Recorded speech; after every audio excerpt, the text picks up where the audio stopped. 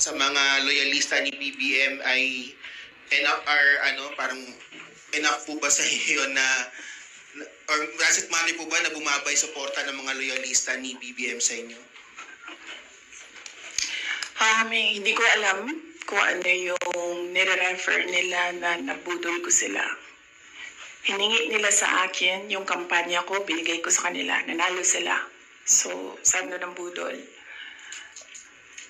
Nung tumulong ako sa administration, ang DepEd was, top 3? The morale of the teachers were so high na they were happy maghirap na magturo, rain or shine, doon sa mga classrooms. So, nung sabi ng budol, sa akin ba yun kung number 3 ang DepEd? Ako ba ang presidente? Hindi. Sa kanya yun. Cabinet member lang ako.